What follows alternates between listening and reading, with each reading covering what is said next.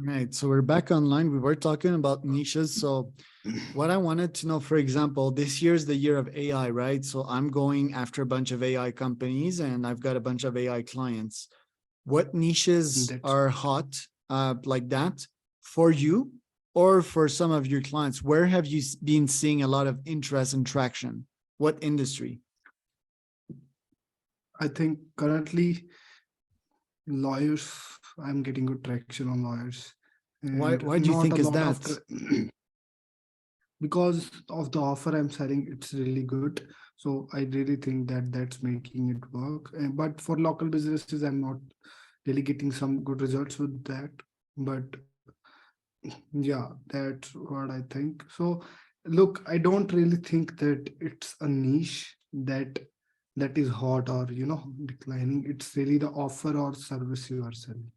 So what offer is good? If we think Alex or Mosey style, what kind of offer do you see is good? Your offer, for example, is good because it's commission Yeah, based. If I win, yeah. you win. What other offers are great out there? If you can just remove the friction of either starting or look, you have to understand why somebody buys from you. They should trust you, right? Like they will not lose their money. So if you can get their trust from your email, right, either by being different in your offer or maybe you're offering, like you can say, in 3 months we'll make your money back to you through our solution, or we will refund all your money. Who would say no to that, right?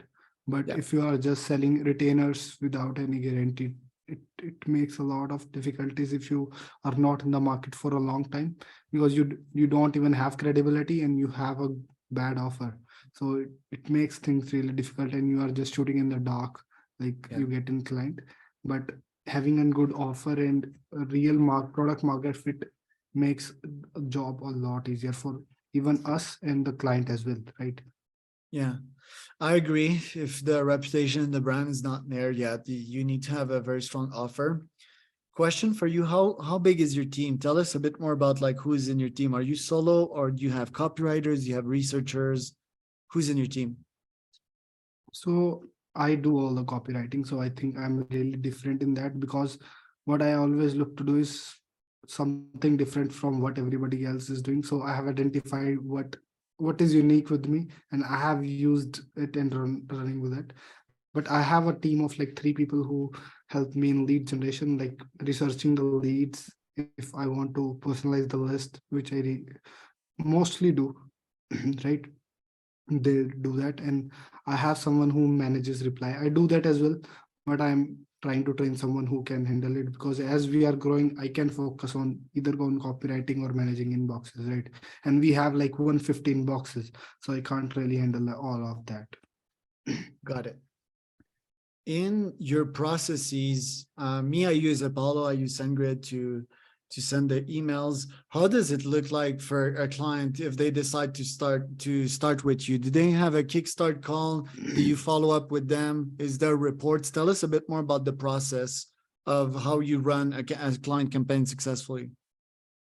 So firstly, I'll send them an onboarding form, which involves all the, I'll get all the data, like which roles or markets they are going after, what their offer is, how does the pricing look like, what their case studies are. I'll ask the, sorry, I'll ask for their headshot as well, so I can use that on email inboxes. And after that, we'll do an onboarding call. But before that, I'll prepare some campaigns for them. Like these are what I'm thinking, like campaign based on maybe directory awards, something like that. And then I'll write some scripts as well and show them, like, tell us if this really matches your brand image or not, and they can suggest some changes. And then we, after 15 to 20 days, we start the campaign. So as you know, we have a warm up period of like 15 to 20 days. But if we are including LinkedIn, we can just start like after 2 days with LinkedIn only. But with cold email, it takes like 15 to 20 days.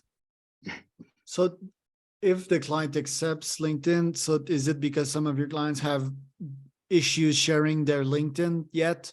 Or do you do LinkedIn for 90% of your client? How does that goes?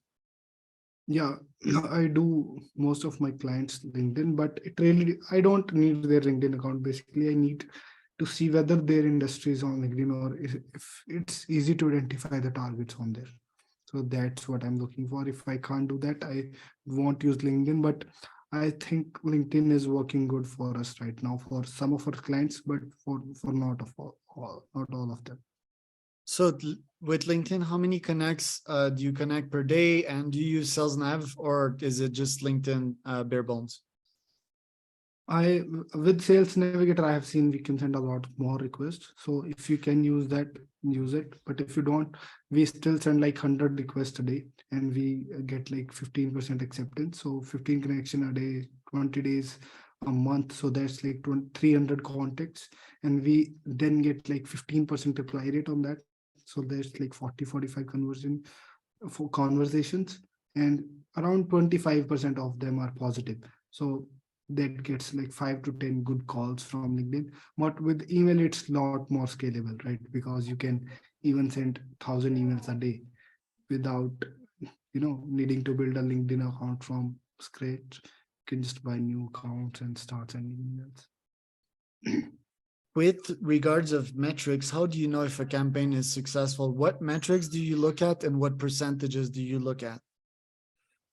I first of all, I don't track open rates anymore. I stopped tracking them 3-4 months back, and it doesn't really matter because Google has been getting stricter on cold emails as they just suspended our 30 accounts. So if we don't send, if when we track open, the email sending platform sends an image to track that open, right? So to avoid that getting flagged from that spam filter, we stopped tracking open rates, and it has really helped us double our reply rate as well. So previously we were getting like 4 to 5% replies. Now we get 8 to 9, right? And the only criteria I focus on is how many meetings I can book from a campaign. So I try to get like 1% meeting booking rate. So if I send emails to 1,000 leads, I need at least 10 meetings from it to make count is it successful. Otherwise, I'll either try to change my targeting or the script. Those are pretty good rates. So when you start with a client campaign, how many meetings do you typically book them? And does that increase or does that amount stay the same? So first of all, you can't really identify which campaign will work, right? So I'll just start with three type of campaigns. First is I'll just use a result based approach, which will tell my prospects like these are the results you can expect with our services. Second is cost saving angle, where we tell them if you if you what you are doing currently is costing this, and by working us you can cut these amount of costs. Second angle. And third is just a feature based approach, where we tell them like this is just a test campaign, this doesn't really work for most of our clients, but some of clients this has worked better than the other two. So that's why feature based we want to try for some leads, and then whichever performs good we just run with it. Okay, so you estimate the number, you don't guarantee it. If they insist on the first call, like, do you give them an estimate or do you just tell them, I don't give you nothing? It's just like, yeah. Or do you tell them like my last client, that's how much you got?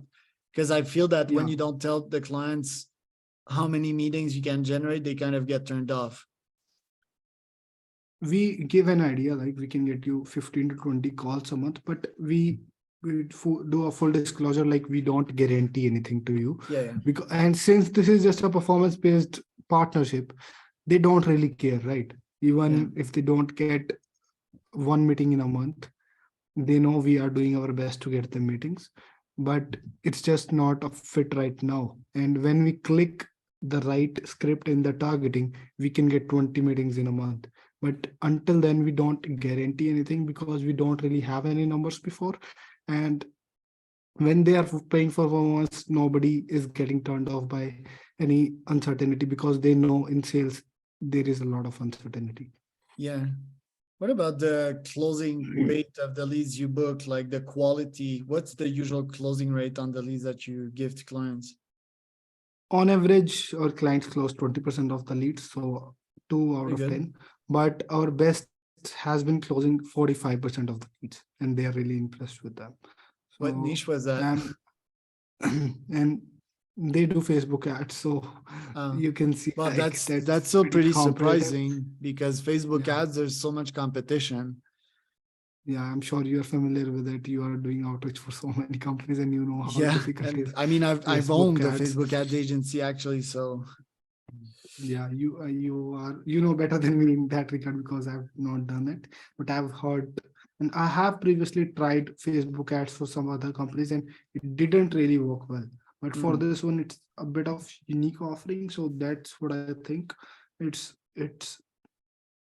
different in this. Like that's what makes it And do you ask your clients like their sales cycle, like how much it takes them to actually close the meetings? Is that important for you? work. Not really, but it matters only if we are getting paid on revenue share, right? We are doing that with one of our client where we charge them a fixed meeting amount and a part of revenue, but only because they have been with us for more than a year. Okay. Yeah, I also do that after they spend some time. Still think sales Yeah, cycle is important to estimate the ROI and how long they'll stay. Because let's say their sales cycle is 180 days and their plan is to work with you for 3 months. And obviously, they'll just stop the services after 3 months because it takes them so long to close their meetings. Um, so I feel that's somewhat important. Do you have a sheet where you track if they've talked to the leads and what happened with the leads? Do you ask them to track stuff on the CRM? Is that something you track as well?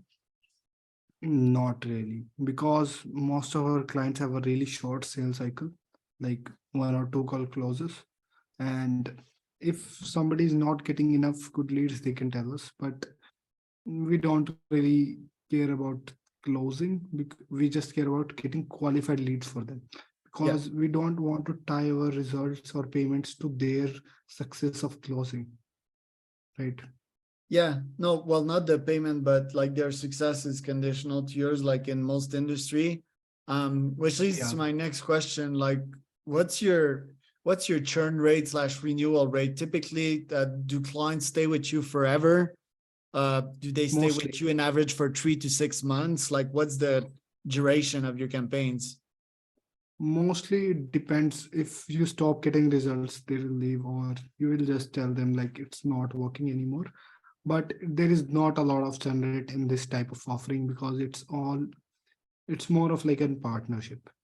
We are Okay. working for their success, and we both have skin in the game.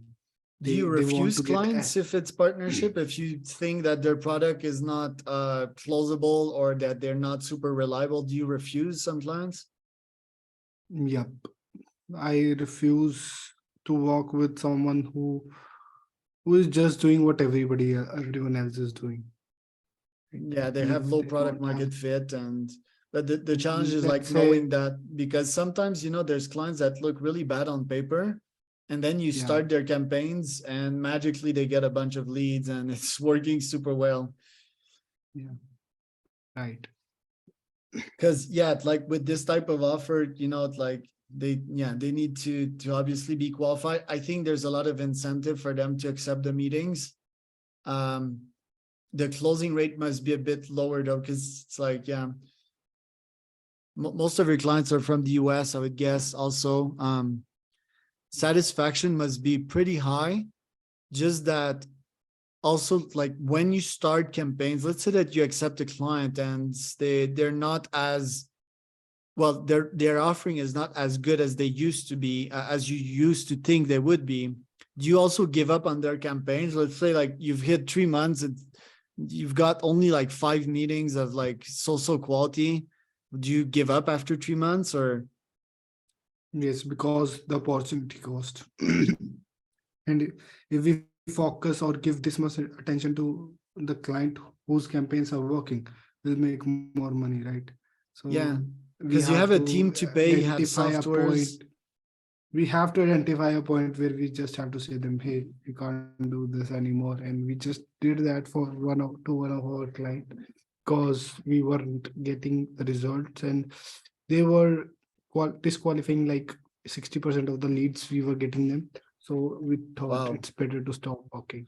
Yeah, and that's too bad when you get these types of clients. One last question for you, because yeah, we're running out of time here. I think I have a call to attend to. Basically, in terms of billing, like, do you bill the clients monthly? Is it weekly? Is it instantly? How does that work? It's weekly. On Friday, I'll ask update on the calls throughout the week. So let's say we get 5 calls for them and 4 showed up. I'll just send the invoice for 4 calls. That's how Nice. just Well, I've pretty been doing. pretty good offer you have. So was happy talking to you, Shoram. Last but not least, where can people find out more about your company and yourself? I have just started a YouTube channel, so you can take a look at that. I'm active on LinkedIn, but not on any other platform. I'm not active on other platforms. I'm trying Twitter right now, but I'll just share the YouTube link with you guys, and you can take a look there. All right. Well, thank you so